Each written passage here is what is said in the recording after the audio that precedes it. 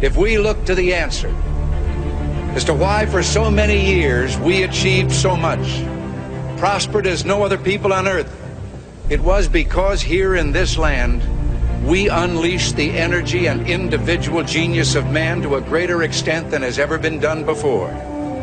Freedom and the dignity of the individual have been more available and assured here than in any other place on earth. The price for this freedom at times has been high, but we have never been unwilling to pay that price. Those who say that we're in a time when there are no heroes, they just don't know where to look. The sloping hills of Arlington National Cemetery, with its row upon row of simple white markers bearing crosses or stars of David, they add up to only a tiny fraction of the price that has been paid for our freedom. Each one of those markers is a monument to the kind of hero I spoke of earlier. Their lives ended in places called Belleau Wood, the Argonne, Omaha Beach, Salerno, and halfway around the world on Guadalcanal, Tarawa, Pork Chop Hill, the Chosin Reservoir, and in 100 rice paddies and jungles of a place called Vietnam.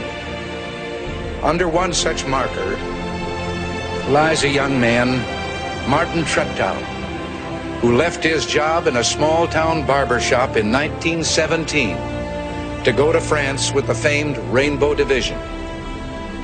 There on the Western Front, he was killed trying to carry a message between battalions under heavy artillery fire. We're told that on his body was found a diary.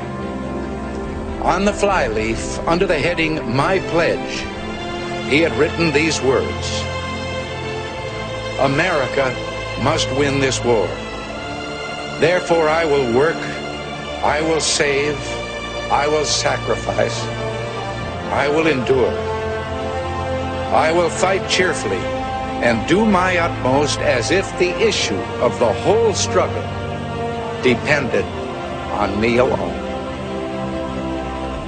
We must realize that no arsenal or no weapon in the arsenals of the world is so formidable as the will and moral courage of free men and women. It is a weapon our adversaries in today's world do not have. It is a weapon that we as Americans do have. Let that be understood by those who practice terrorism and prey upon their neighbors.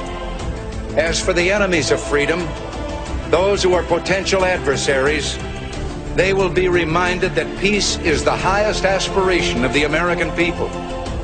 We will negotiate for it, sacrifice for it. We will not surrender for it now or ever. We are Americans.